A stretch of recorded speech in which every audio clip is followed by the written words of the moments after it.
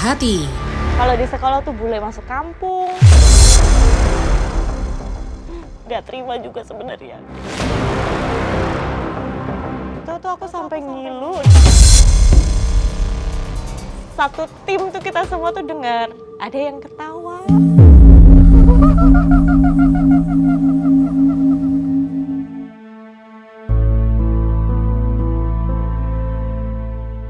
Kamu jangan pernah sebut aku dengan panggilan kakak lagi. Karena kamu bukan adik aku. Kamu itu cuma penipu, tau gak? Keahlian Arumi Bachsin di dunia hiburan Indonesia tidak dapat dipertanyakan lagi. Namun setelah menikah dengan Emil Dardak, Arumi memilih untuk mundur dari sorotan panggung hiburan dan memilih untuk mendukung suaminya dalam karir politik di daerah Jawa Timur. Wanita kelahiran 19 Februari 1994 ini merupakan anak kedua dari 5 bersaudara. Memiliki darah Indonesia Bengkulu Palembang dari sang papa serta Jerman Belanda dari sang mama, membuat Arumi kecil hingga sekarang memiliki kulit sangatlah putih yang berbeda dari anak Indonesia. Perbedaan kulit tersebut membuat Arumi sewaktu kecil kerap dibully karena terlihat seperti bule. Jadi waktu kecil itu memang kan sekolahnya nggak pernah yang internasional gitu, yang ketemu sesama bule apa gitu kan enggak. Jadi selalu ketemunya sama yang sawo mateng. Jadi dari kecil nggak tahu aku ingatnya dari umur berapa, cuman aku paham bahwa memang kulitnya berbeda gitu. Rambut aku tuh kan aslinya tuh keruwel terus ngembang kan, akhirnya dari mulai brekele lah. Terus abis itu kalau di sekolah tuh bule masuk kampung.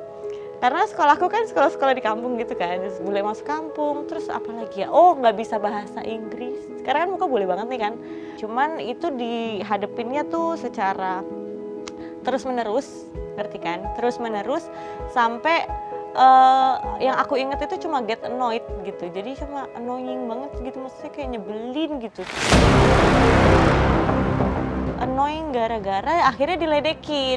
Kalau misalnya orang itu karena aku tahu kan aku nggak bisa bahasa Inggris, nggak diomongin kalau ini artinya apa, kalau ini bahasa Inggrisnya apa, kalau ini bahasa Inggrisnya apa ya.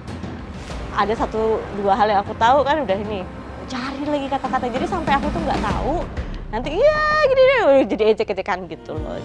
Aku tak sempurna, tak perlu sempurna. Di masa remaja, Arumi mengakui bahwa dirinya memiliki sifat yang bertolak belakang dengan wajahnya yang terlihat manis dan penurut. Gejolak remajanya yang menggebu-gebu saat itu tak hayal membuatnya bentrok dengan didikan sang ibu yang sangat regulator dan disiplin.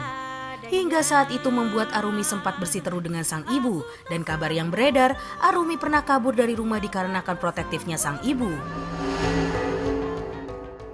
Kalau mamaku tuh regulator, itu bahasa sayangnya mamah gitu ya. Kalau sisi protektifnya tuh ya aku lihat ya kalau dia ngerasa ini situasinya belum aman gitu, misalnya baru datang ke baru kerja bareng sama project sinetron satu, kan biasanya kalau sinetron kan long project, cuman awal-awal kan kita belum kenal sama krunya, kita belum kenal sama sesama pemainnya, tuh awal-awal biasanya mama lihat dulu, mama ini udah kenal sama krunya, udah ngerasa aman gitu. Biasanya aku pun nggak pernah sendiri, kalau misalnya mama nggak bisa ikut karena masih ada adik-adikku yang lain kan yang lebih kecil. Jadi biasanya ada tanteku, jadi memang family support juga selalu presence gitu. Harta yang paling berharga. Jadi itu salah satu bentuk protection-nya. Karena mama bilang kalau misalnya ada kehadiran family, orang-orang yang pertamanya mungkin ngelihat kamu tuh pengen macam-macam gitu ya. Karena mungkin pikirnya kan anak cewek gitu ya, pengen ini, itu pasti akan mikir 2 kali gitu.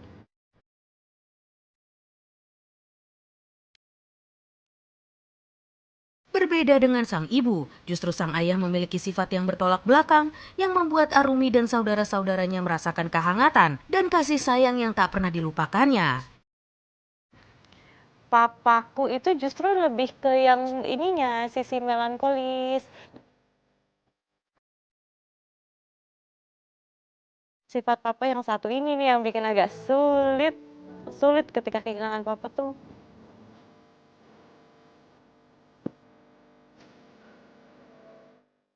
Laki-laki, orang tua lagi kan, tapi nggak pernah gengsi sama anaknya buat minta maaf.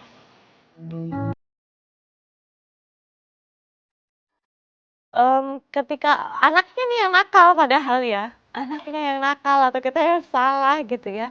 Ya kita lagi gengsi-gengsinya kan, bukannya kita dimarahin, "Tuh kan bener papa bilang kalian ini kan kesandung kan," gitu. Ini enggak, papa malah bilang, "Papa minta maaf ya." Loh, kita yang gelagapan kan, "Loh, ini perasaan kita lagi nunggu dimarahin kan, kenapa papa minta maaf ya?" Papa minta maaf banget gitu, karena apa yang kamu lakukan itu adalah hasil pola didik papa. Kamu sampai kesandung kayak gitu ya berarti ada salahnya sama papa gitu. Papa salah didik, papa salah ini. Padahal logika kita tuh udah tahu banget ini tuh kita yang salah. Kita yang salah. Jadi ngerasa dihargain dan gak ngerasa ketika kita jadi anak itu kita yang harus mengalah tuh juga enggak.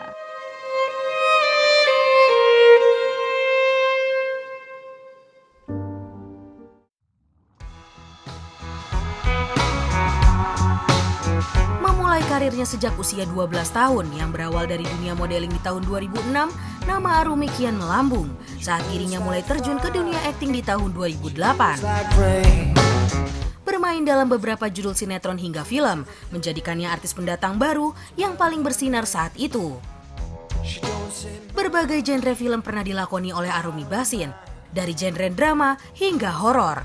Dari pengalaman syuting yang dijalaninya, ada 2 kejadian yang tidak bisa dilupakannya yang membuat bulu kuduknya merinding.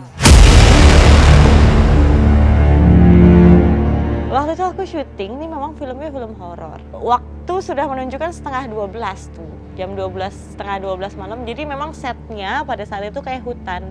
Wah itu sudah low bed, kita semua tuh udah low bed karena syuting udah dari pagi kan, jam segitu belum selesai. Karena memang kalau syuting horor juga bisa overtime terus karena kebanyakan kan scene-nya malam.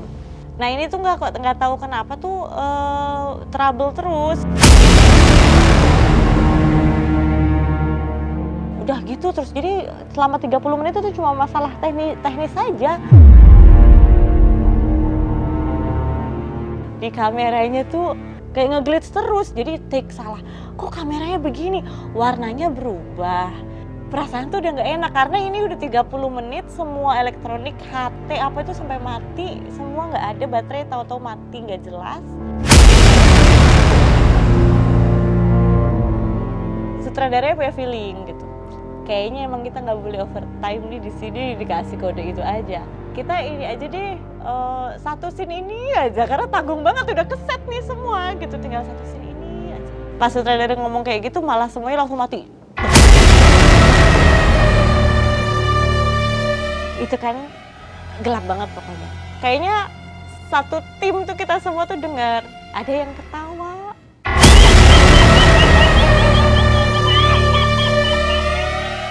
Udah dari situ langsung bungkus.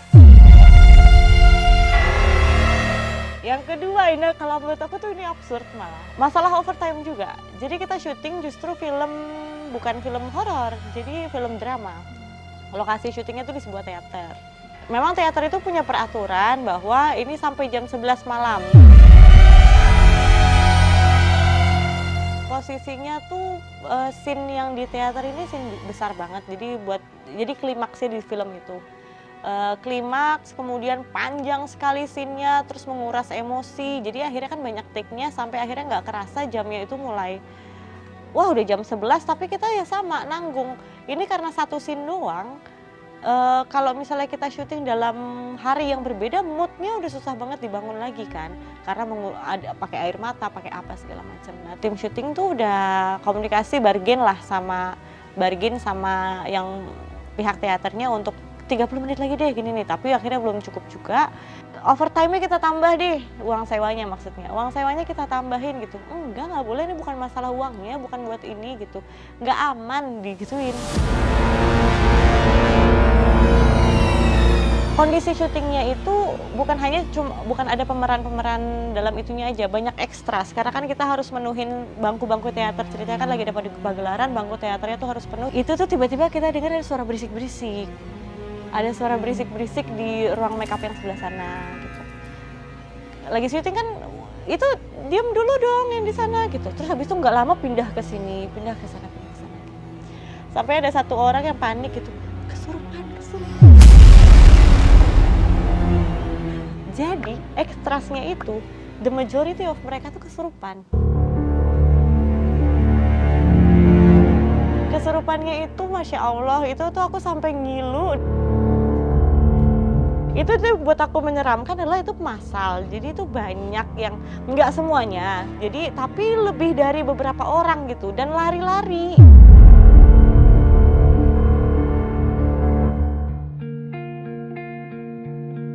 Tahun 2018 merupakan tahun yang terberat dilalui Arumi Bachsin ketika dirinya harus kehilangan sang ayah tercinta secara mendadak. Istri dari Emil Dardak ini merasa seolah dunianya tak lagi sama tanpa kehadiran sang ayah. Kalau papa pergi itu pada saat itu memang aku masih di Trenggalek, terus habis itu jam 3-4 pagi tuh dapat telepon dari adikku gitu. Adikku cuma bilang, "Mi, papa udah nggak ada." Papa udah nggak ada. Sebentar gitu. Aku langsung matiin telepon, aku langsung telepon papa. Aku langsung telepon nomornya papa gitu kan, kayak nggak gimana sih gitu kan. Terus ngeliat jam, kok jam segini, bener-bener nggak connect gitu. Yang dimaksud nggak ada juga aku nggak kebayang kalau itu maksudnya meninggal. Aduh, hari itu tuh bener-bener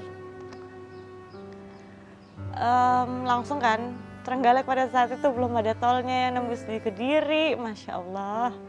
Jadi dari situ perjalanan aku nggak tahu itu berapa jam lagi tuh. Nyampe lah Juanda gitu, udah kita pesan dulu yang terpagi tuh pada saat itu jam 8 pagi. Ke bandara, udah sampai bandara, itu delay. Dan nggak ada pesawat di jam yang segitu, nggak ada gitu. Karena kan tuh itu ngerasanya tuh helpless banget dan berdoa, ya Allah mudah-mudahan masih bisa lihat papa gitu.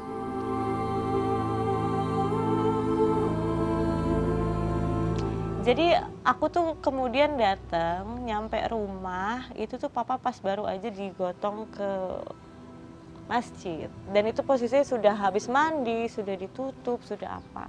Pas proses mau ditutup sebenarnya telepon aku gitu, jadi nanya, "Mi, ini kan bagusnya nih, ini kan habis azan, papa kan bagusnya nanti disolatin yang di masjid sekalian, orang habis sholat Jumat gitu, kayaknya bagus lah buat nganterin papa pulang tuh, rame gitu, momentumnya juga bagus. Nah, Umi mau ngelihat papa dulu atau enggak? Kalau misalnya mau ngelihat papa dulu berarti kemungkinan nggak pas sholat Jumat itu gitu.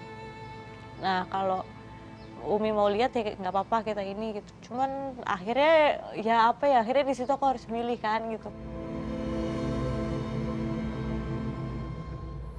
Kalau aku lihat papa kan semua tuh jadinya tuh nunggu, terus delay, terus nggak inilah gitu. Akhirnya aku bilang ya udah nggak apa-apa, papa ditutup terus bawa ke itu. Itu padahal bedanya sebenarnya cuma sebentar, cuman kan aku nggak mungkin nyuruh yang di masjid untuk sholatnya ditunda apa gitu. Cuman ya berarti itu emang udah takdirnya gitu. Karena aku juga nggak tahu ya, waktu papa dikirimin, abis dimandiin papa dikirimin fotonya, tapi dalam keadaan sudah terkafan, itu juga nggak terima juga sebenarnya.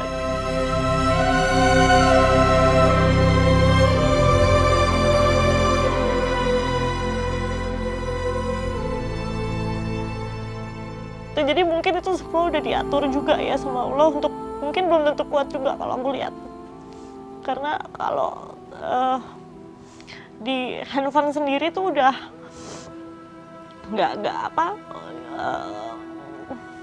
papa kan nggak sakit, papa nggak apa ya gitu. Jadi perasaan baru dari sini, perasaan baru ini gitu loh, masih ada proses gitu.